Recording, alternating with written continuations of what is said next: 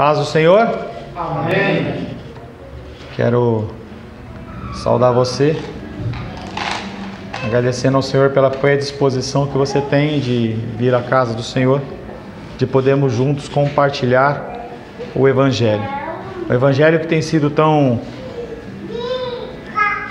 pervertido, Evangelho, Pai, que tem sido usado como toda forma de manipulação.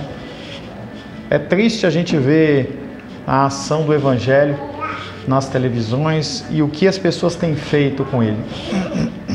Não era diferente no tempo de Jesus, não havia televisões, não havia mídias sociais, mas também o Evangelho ele era pervertido. A gente via claramente através da ação de Anás, através da ação de Caifás, que eles tentavam de toda maneira manter aquele sistema religioso funcionando e operante apenas para a sua satisfação. Isso não é diferente nos dias de hoje, pelo contrário, tem se multiplicado grandemente, porque as pessoas elas são desinformadas. Oséias já falava que o povo perece por falta de conhecimento. As pessoas não leem, as pessoas não estudam, as pessoas têm todo tipo de desculpa para não aprender mais. Tudo é algo mais importante do que o estudo da palavra de Deus, e é algo que vai ser cobrado. É uma frase que a Rosângela usa em relação à alimentação e saúde, mas que eu uso também em relação à espiritualidade. Vai ser cobrado em algum momento de você, e isso não tem como você fugir. Se você se prepara, você está pronto para a guerra. Se você não se prepara, você padece na guerra. É assim que funciona. Para isso nós estamos aqui.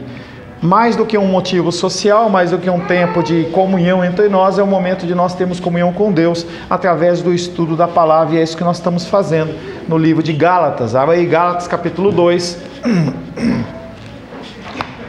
Estamos caminhando para o fim de Gálatas 2.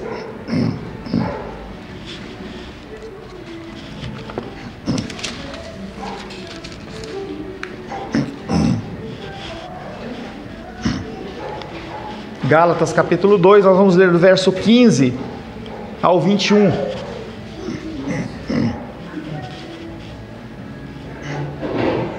Gálatas capítulo 2, versos 15 ao 21. Assim diz a palavra de Deus. Gálatas capítulo 2, versos 15 ao 21. Nós, judeus por natureza, e não pecadores dentre os gentios, sabendo contudo que o homem não é justificado por obras da lei, e sim mediante a fé em Cristo Jesus. Também temos crido em Cristo Jesus para que fôssemos justificados pela fé em Cristo, e não por obras da lei, pois por obras da lei ninguém será justificado. Mas se procurando ser justificados em Cristo, fomos nós mesmos também achados pecadores, dar-se-á o caso de ser Cristo ministro do pecado? Certo que não. Porque se torno a edificar aquilo que destruí a mim mesmo, me constituo transgressor. Porque eu, mediante a própria lei, morri para a lei, a fim de viver para Deus. Estou crucificado com Cristo. Logo, já não sou eu quem vive, mas Cristo vive em mim. E esse viver que agora tenho na carne, vivo pela fé no Filho de Deus, que me amou e a si mesmo se entregou por mim. Não anulo a graça de Deus, pois, se a justiça é mediante a lei, segue-se que Cristo morreu em vão. Palavra do Senhor. Senhor, mais uma vez nos colocamos na Tua presença nessa meditação do estudo de Gálatas, tão importante, tão pertinente, Senhor. Pedimos que o Teu Espírito de entendimento nos dê, Pai, a sabedoria de assimilarmos e absorvermos, Pai, o conhecimento que o Senhor tem para nos passar nesta manhã. Que todo e qualquer motivo, Pai querido, que possa nos distrair, possa, Pai, ser descartado, e nós consigamos, Pai, de uma forma especial ficarmos, Pai querido, prestando atenção, e possamos absorver aquilo que nos é devido nesta manhã. Me capacita, Senhor, como instrumento da Tua vontade, é o que eu te peço em nome de Jesus. Amém. Começamos a tratar do eixo principal de Gálatas, eixo de Gálatas, que é a justificação pela fé. Tudo isso, tanto antes como depois, culmina para justificação. Uma justificação que, segundo os judeus, era pela lei, pela ação das obras, e a justificação que Paulo prega, que é a justificação pela fé. Do versos 15 ao 21 ele fala basicamente isso, e essa é a grande informação, a grande notícia, o grande ensino que tem dentro de Gálatas. A justificação não é pela obra, mas sim pela fé. Falamos na semana passada que ninguém pode jamais entender o cristianismo sem entender essa palavra, ser justificado.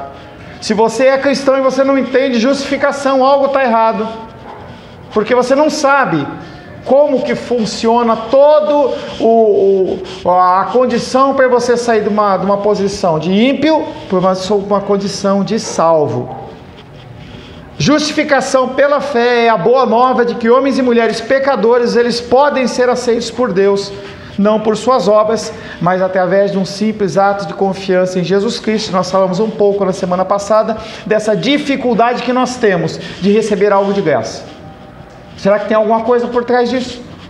Será que não tem uma pegadinha? Falava essa semana, mandei um recadinho que me repassaram, um alerta da OAB sobre o perigo do Uber, e aí a pessoa cita em especial as mulheres, fala assim: não aceita nenhuma balinha, não aceita nenhum chocolatinho, não aceita nada não, porque costuma se colocar algum ingrediente lá que acaba fazendo a mulher apagar. E aí vai fazer o quê? Vai levar ela para algum lugar, abusa, alguma coisa desse tipo. Era o alerta que a OAB estava passando. E nós temos esse tipo de dificuldade de aceitarmos alguma coisa de graça. Por que a pessoa está cedendo algo para mim? Apóstolo Paulo fala que a salvação é desse jeito. O Senhor, Ele nos concede gratuitamente e não há nada que você possa fazer. Aquilo que você faz é simplesmente uma consequência, é uma palavra que é recorrente nos nossos cultos. As nossas boas ações são recorrentes da nossa salvação e não uma condição para ela. Falamos que justificação é exatamente o contrário de condenação. Condenar é declarar uma pessoa culpada, e justificação significa declarar a pessoa sem culpa, inocente ou justa, entendendo sempre que não é pelo meu mérito e não seu mérito. No versos 15 e 16, o apóstolo Paulo ele inicia essa exposição sobre o que é a justificação. E ele começa falando sobre a justificação pelas obras da lei, algo que ele condena, algo que ele diz não está errado, não está certo, está errado, mas que ele fala sobre isso. Pela lei, entende-se a soma total dos mandamentos de Deus, e por obras da lei, os atos praticados em obediência a ela. E ele fala, não é possível. Não é possível você conseguir agir de uma plena ação, ser pleno na ação de uma soma total dos mandamentos de Deus, porque você não tem condições, você é ser humano, você é pecador. Em algum momento você vai agir errado. Os judeus supunham que podiam ser justificados desse modo, como também os judaizantes, que professavam ter a fé em Jesus, e é o que nós discutimos em Gálatas capítulo 1 e 2 até o verso 14, em que as pessoas elas queriam acrescentar a fé em Cristo algo. No caso desses judaizantes, eles falavam, olha, se você não se circuncidar, se você não seguir os princípios de Moisés, não há como você ser salvo. Sua posição era esta: a única maneira de ser justificado é através do trabalho duro, falavam os judaizantes. É preciso lutar. E lutar o que é? Fazer as obras da lei, tentar cumprir o máximo de mandamentos possível. E o pensamento é o pensamento como o grego, em que você pensa em duas balanças, em que de um lado você tem atos ruins, de um lado você tem atos bons. Se pender para os atos bons, está tudo certo. Se pender para os atos ruins, você está perdido. E eles corriam atrás disso. Muitos cristãos nos dias de hoje correm atrás disso. Eu não faço o que é essencial, eu não leio, Eu não oro, eu não tenho comunhão com o Senhor, eu não tenho comunhão com os meus irmãos, eu não penso nos meus irmãos, mas eu vou aqui, eu dou uma cesta básica, eu faço isso, eu levanto isso, e ele acha que está compensando, fazendo algo que ele quer, e isso é mentira. Sua posição era esta: a única maneira de ser justificado é através do trabalho duro, é preciso lutar. A obra são as obras da lei, ou seja, é preciso fazer tudo o que a lei ordena e evitar tudo o que a lei proíbe, e aí acaba que o cristianismo fica um manual de regras: posso e não posso.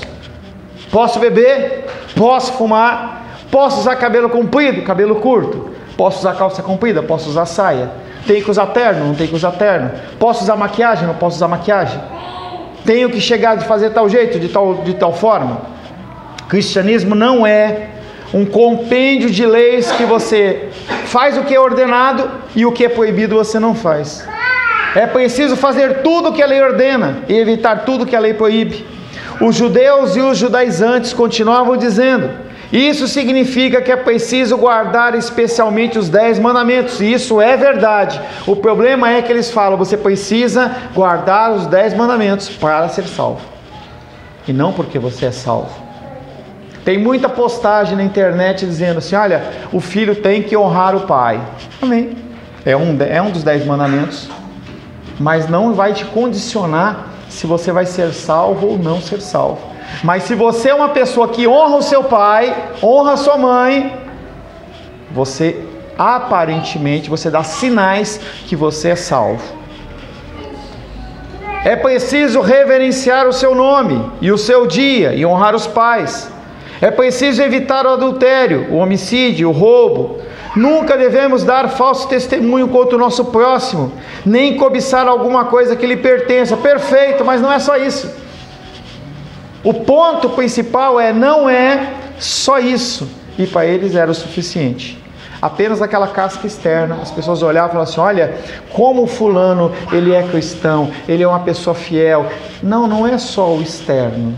Jesus Cristo, quando via esses homens, olhava e falava assim: vocês são tão bonitinhos por fora, mas por dentro vocês são como sepulcros caiados, podres por dentro, mas por fora bonitos. As vestes judaicas dos sacerdotes eram lindas e maravilhosas, com filactérios, com coisa aqui, coisa lá, uma coisa linda e maravilhosa, mas por dentro eles eram podres. Não é só isso. Além da lei moral, temos a lei cerimonial, a qual é preciso obedecer. É preciso levar a religião a sério, examinando as escrituras em particular e frequentando os cultos públicos. É preciso jejuar, é preciso orar, é preciso dar esmolas, e eu não tenho problema nenhum com isso, mas é muito mais que isso. Se você fizer tudo isso dentro do conceito judeu, sem falhar em nada, você vai ter alcançado o sucesso e a aceitação de Deus, sendo então justificado pelas obras da lei, e isso é impossível. Por mais que você se dedique, você sempre vai falhar em alguma coisa. Não é possível para o ser humano, exceto a figura de Cristo, de Adão até o último homem que andar pela face da terra, e quando eu digo homem, ser humano, nenhum vai conseguir cumprir a totalidade das obras da lei, sejam elas morais, sejam elas cerimoniais. Esta era a posição do judeu, essa era a posição do judaizante. Lembra vocês, judaizante quem que eram? Os judeus que se convertiam ao cristianismo. Paulo os descreve como procurando estabelecer a sua própria justiça. Romanos capítulo 10, verso 3.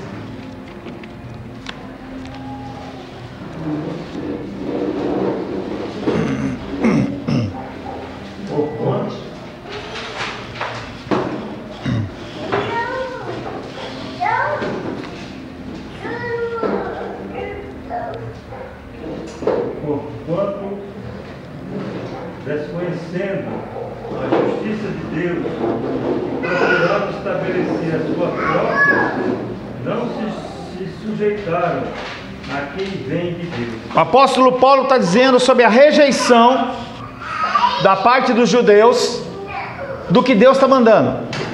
Deus fala, faça isso, e eles falam, não é bem assim. Não é bem assim. Eu acho que tem que ter essa diferença, tem que ser isso, tem que acrescentar aquilo outro. O apóstolo Paulo está falando assim: porquanto desconhecendo a justiça de Deus, desconhecendo por quê? Porque não leem, porque não oram, não buscam o entendimento do Senhor, vivem apenas práticas religiosas. Porquanto desconhecendo a justiça de Deus e procurando estabelecer a sua própria. O que acontece quando você não conhece as regras de um lugar, de um ambiente? Você procura estabelecer as suas regras, a sua forma. Então o cristianismo, ele tem todo um procedimento. Apesar de não ser um compêndio de normas e regras, existem normas e regras que vão muito além da sua vestimenta ou do seu jeito de agir. Muito além disso. Quando você não entende, não consegue compreender, você começa a criar a sua regra, a sua forma. Muito se fala hoje do feminismo. Se ataca as mulheres, fala assim, as mulheres feministas e tal. Mas de onde nasceu o feminismo, se não da falta de ação masculina? Da falta de sacerdócio do homem dentro da casa do Senhor e fora dela. Se você for começar a procurar a raiz disso, você vai ver uma situação em que aproximadamente na década de 30, quando houve a queda da Bolsa de Nova York, os homens, eles começaram a ficar tristinhos porque não tinham mais emprego, e as mulheres, elas começaram a se virar. A regra está clara, e aí as pessoas, elas começam a se adaptar conforme a sua própria justiça. Tanto homens como mulheres começaram a agir segundo os seus corações, e aí nós temos o que temos hoje. Homens bananas, homens que querem reger as suas casas e a sociedade através da violência, e mulheres se rebelando contra isso, porque também ninguém é de ferro. Paulo descreve aqueles homens como procurando estabelecer a sua própria justiça, e muito do que nós temos visto na sociedade de hoje é seres humanos procurando estabelecer a sua própria justiça. A pessoa não faz, então eu faço. A pessoa não fez do jeito que eu quero, eu vou lá e faço. Esta tem sido a religião do povo comum antes e depois dele. É a religião que se encontra nas ruas hoje. De fato, é o princípio fundamental de cada sistema religioso e moral no mundo, exceto o cristianismo verdadeiro do Novo Testamento. Todas as religiões, eles estabelecem a prática da justiça própria. Eu acho que é assim e assim vai ser. Você está aqui congregando conosco e fala assim: pai, eu discordo disso, do que o pastor Paulo está falando, mesmo que esteja nas escrituras. Eu vou lá e abro uma igreja, estabelecendo uma igreja segundo o meu contexto, com o meu jeito, do jeito que eu gosto, e eu estabeleço isso segundo a minha justiça própria. Tudo isso é uma ilusão terrível, é a maior mentira do mundo. João 8,48, 8,44. Quem propaga essa mentira, que está tudo certo? Deus conhece o coração, então eu posso fazer o que eu quiser, da forma que eu quiser, porque Deus, ele entende. João 8,44.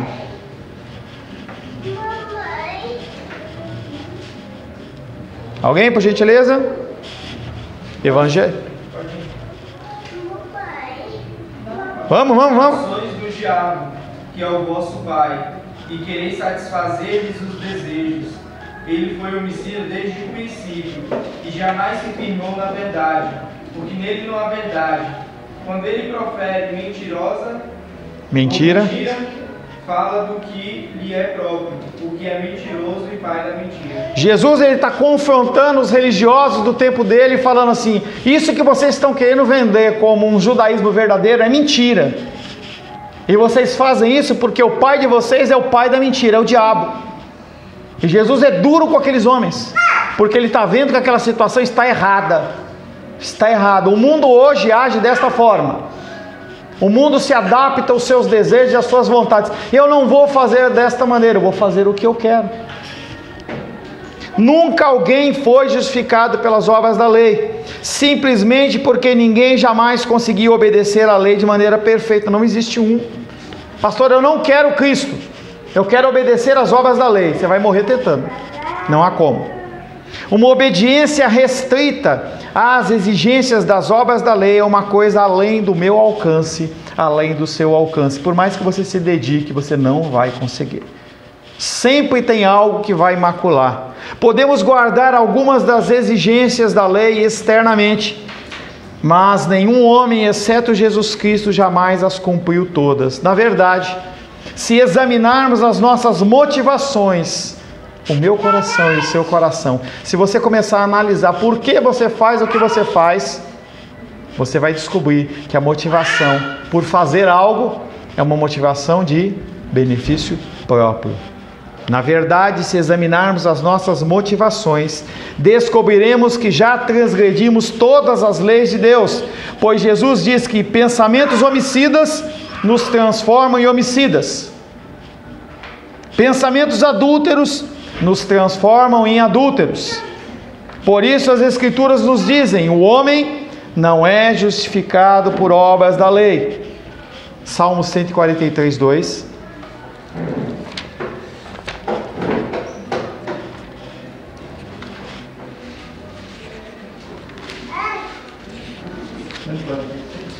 Cento e 43, 2.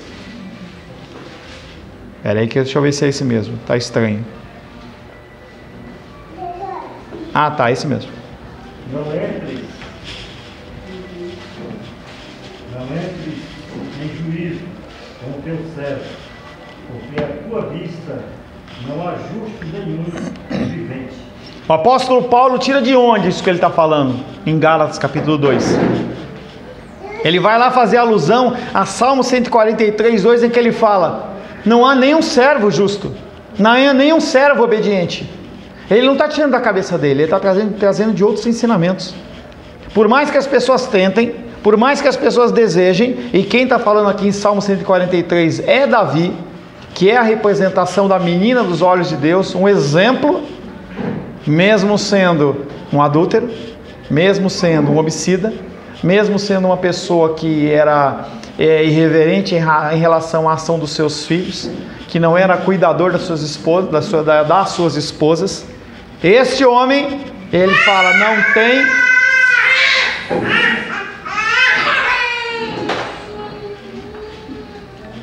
Ele fala, não tem nenhum ser vivente que seja justo, nem lá, nem no tempo de hoje, nem no tempo futuro. Todos nós somos seres injustos. O que nos surpreende é que alguém possa imaginar que possa se aproximar do céu e de Deus dessa maneira, mas há pessoas que acham que sim. As pessoas acham que não, está tudo certo.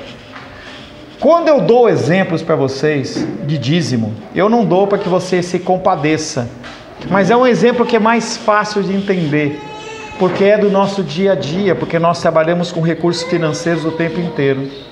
O Senhor, Ele determina regras, meios e normas da provisão financeira da casa dele.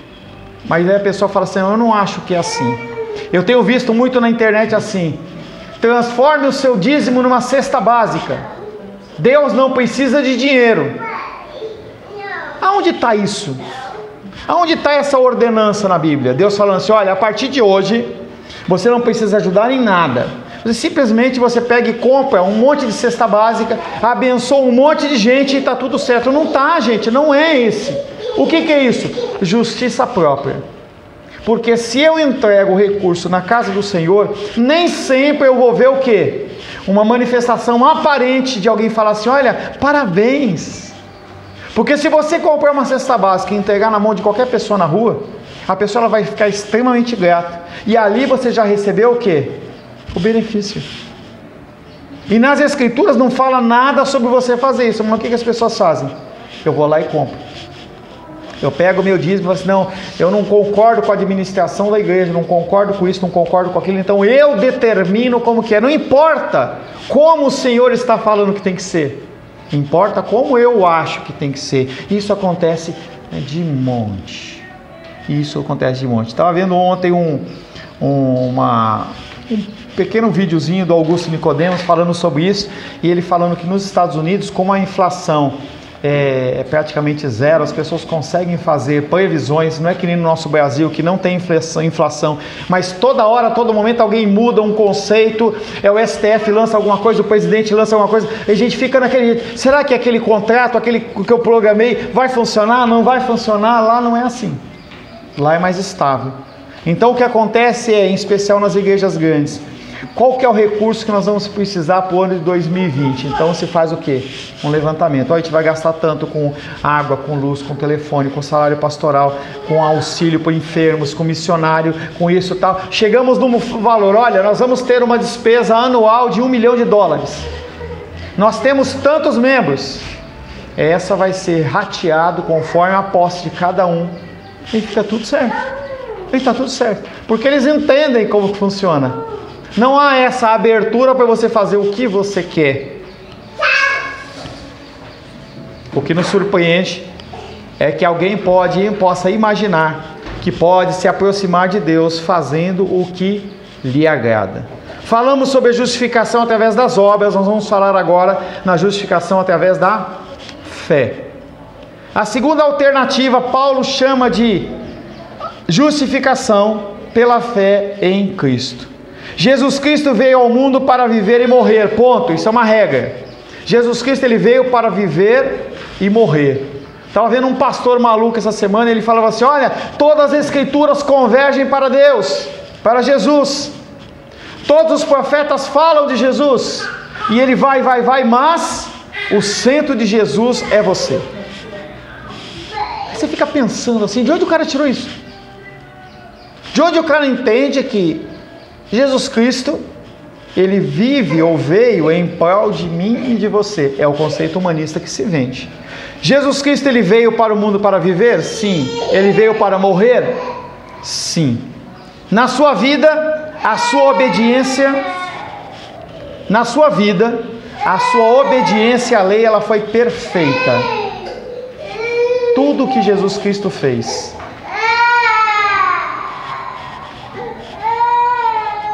tudo que Jesus Cristo fez foi perfeito. A obediência dele às Escrituras foi perfeita.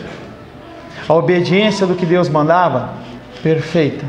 Além das Escrituras, que ele seguia totalmente, ele também tinha tempo de comunhão com Deus. Quando ele foi escolher os discípulos, ele não foi à revelia, ele foi orar, buscar Deus.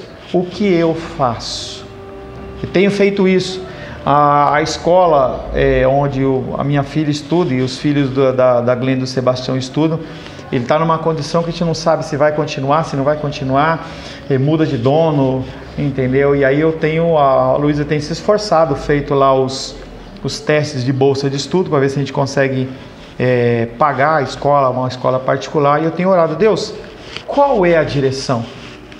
Qual é a direção? Eu já sei as normas, eu não posso mexer nos recursos, por exemplo, que eu tenho que devolver para a casa do Senhor. Não, isso está fora. Então eu vou ter que administrar os meus recursos de tal forma que possa caber no meu orçamento aquilo. Isso é lógico, é racional, mas além disso, o que eu faço? Senhor, me dá a direção para que eu faça o que o Senhor quer. Era o que Cristo fazia. O que eu faço pontualmente, Jesus fazia na totalidade. Na sua vida, a sua obediência à lei foi perfeita. Na sua morte, ele sofreu pela minha desobediência, pela sua desobediência. O que Cristo fez foi morrer porque eu pequei, porque você pecou, e não porque ele pecou. Na terra ele viveu a única vida de obediência imaculada para com a lei, que já foi vivida, conforme eu já disse para vocês. Se você procurar as melhores pessoas, se você for pegar lá Madre Teresa de Calcutá, se você for pegar Nelson Mandela, se você for pegar Gandhi, se você for pegar pessoas que são ícones, Martin Luther King, eu ia falar Martin Lloyd Jones, não, Martin Luther King, entendeu? Você vai olhar para essas vidas, elas não são perfeitas em obediência. Jesus Cristo é. Na cruz, Jesus morreu porque eu e você transgredimos uma vez, 2 vezes, 5, 10, 1000 vezes. E a penalidade para a desobediência à lei era a morte. Esta penalidade que eu teria que sofrer, que você teria que sofrer, Jesus Cristo, com o sacrifício dele na cruz, pagou o preço, estabelecido pelo próprio Deus. Deus estabeleceu este preço, um preço alto, que por mais que você compre cestas básicas, por mais que você doe no trabalho, por mais que você seja pastor, evangelista, mestre, por mais que você faça tudo o que você vier fazer, você continua indigno à salvação. Portanto, tudo de que precisamos para ser justificados é reconhecer o nosso pecado, a nossa incapacidade, em arrepender-nos dos nossos anos de autoafirmação e justiça própria e colocar toda a nossa confiança em Jesus Cristo para nos salvar. Eu exorto vocês, leiam a Bíblia, orem, venham para o culto de oração, se dediquem, estudem, cuidem da sua casa, mas tudo isso não é suficiente para pagar a sua salvação. Assim, a fé em Jesus Cristo não é apenas uma convicção intelectual. Você não chega na conversão total, na salvação, porque simplesmente intelectualmente você entendeu. Apesar de que você tem que entender intelectualmente, a sua mente, ela tem que ser racional. Nós pregamos aqui que você não tem que ser burro na sua fé, você tem que entender os conceitos. Por que eu não ajo de uma maneira correta plenamente e você não age de uma maneira correta plenamente? Porque nós não entendemos ainda na fé. É aquele conceito da tomada que eu falei para vocês. Quem já tomou choque, se eu mandar colocar o dedo na tomada, vai nunca colocar o dedo na tomada. E é aquele ditado que nós entendemos facilmente, mas não aplicamos nas nossas vidas. Gato escaldado tem medo de água fria. Se você entendesse a consequência do seu pecado, se você conseguisse mudar isso na sua mente, você não faria de novo. Por que o drogado ele se droga?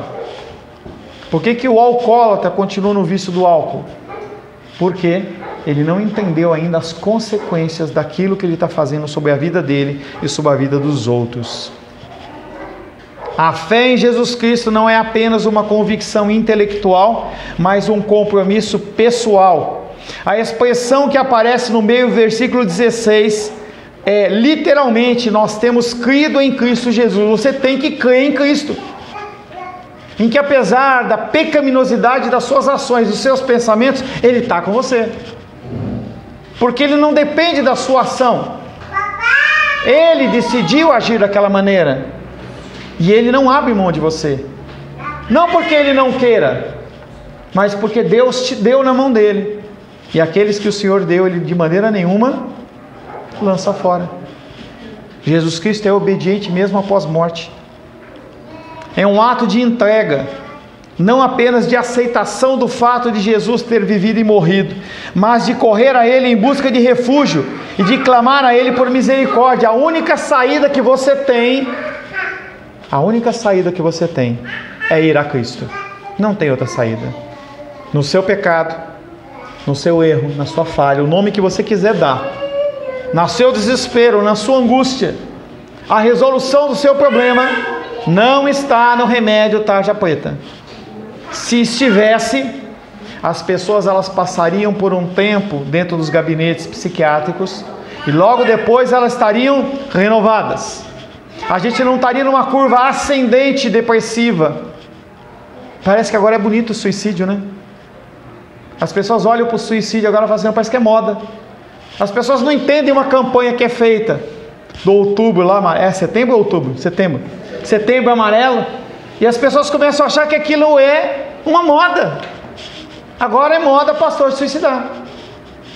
E as pessoas postam como se aquilo fosse um grande troféu, como se fosse um grande... Olha lá. Não, gente, é o revés isso. Não, ser cristão é um status. Agora, ser depressivo é um status. Eu sou depressivo como você é depressivo. Todos nós somos. Dá até para você conjugar, né? Eu sou depressivo. Você é depressivo. Nós somos depressivos. E todo mundo dá glória a Deus. É uma coisa muito louca. Você vê uma curva ascendente. As pessoas elas acham que continua, tá certo, é isso mesmo. Eu vou continuar nesse barco em que todo mundo está entrando na depressão e está tudo certo. Não está tudo certo. Se gabinete de psicologia e de psiquiatria resolvesse depressão, nós não estaríamos numa curva ascendente. Quer dizer que nunca houve correria no mundo, é isso? Nunca houve desgaste, nunca houve pressão. As pessoas na década de 70, década de 60, elas viviam na rede, é isso? Não houve guerra, não teve Primeira Guerra Mundial, Segunda Guerra Mundial, não teve guerra no Camboja, não teve guerra no Afeganistão, ninguém disso, ninguém ficou depressivo. De onde vem isso? Justificação pela fé é um ato de entrega, não apenas de aceitação do fato. É correr a Jesus Cristo em busca de refúgio e clamar a Ele por misericórdia. Esses são, portanto, teoricamente os dois meios alternativos. Ou é pela lei ou pela fé. Paulo fala, pela lei você não consegue. Ontem, eu olhei para a Rayane e falei, Rayane, segue aqui, brincando com ela, né? Rua sem saída, vai por aqui, entendeu? E ela já sabia, provavelmente porque vou ir até lá já, né? Não? Já foi lá até o fim da rua e não encontrou, né? Chega e fala assim, fim da rua, rua sem saída, quer dizer que não tem saída. Você querer se justificar pelas obras da lei é uma rua sem saída. Mas eu quero, vai. Eu quero, vai. Você vai chegar lá. Sabe o que acontece, Felipe? O cara chega no fim da rua sem saída. Rayane aprendeu. Se ela não tivesse aprendido, ela fala assim, eu vou lá tentar de novo. Aí na próxima terça-feira que ela viesse em casa, ela ia de novo.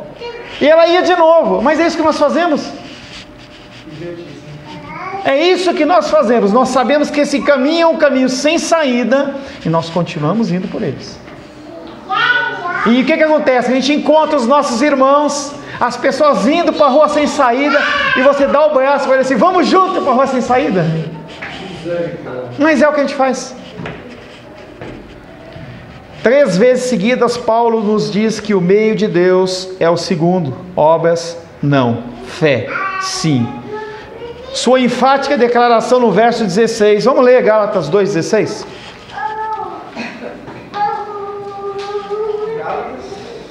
2,16. Alguém que não leu ainda, por gentileza? Sabendo, contudo, que o homem não é justificado por obras da lei, e sim, mediante a fé em Cristo Jesus, também temos crido em Cristo Jesus para que fôssemos justificados pela fé em Cristo, e não nas obras da lei, pois por obras da lei ninguém será justificado. Ele é tão literal que ele é redundante. Você vê que ele faz a mesma afirmação na mesma frase 3 vezes. Ninguém pode ser justificado por obras da lei. Ele martela isso na nossa mente, porque a intenção é realmente tirar toda e qualquer dúvida. Apóstolo Paulo, a partir do verso 17, ele começa a fazer uma argumentação a respeito disso. Algo que nós vamos deixar para a semana que vem, se o Senhor assim nos permitir. Importante que você pese as coisas que são realmente de Deus e as coisas que não são de Deus. Você tem que entender que as coisas que não são de Deus, elas são temporais e estragam. É como uma banana na fruteira.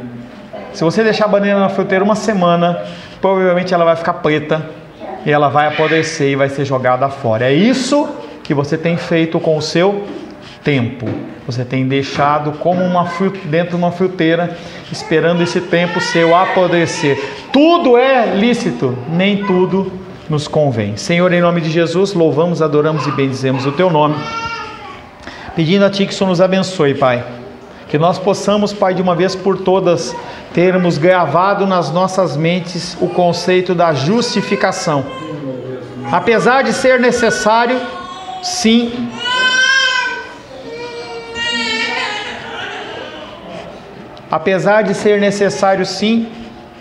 a execução das obras da lei, ela não é necessária para a nossa salvação.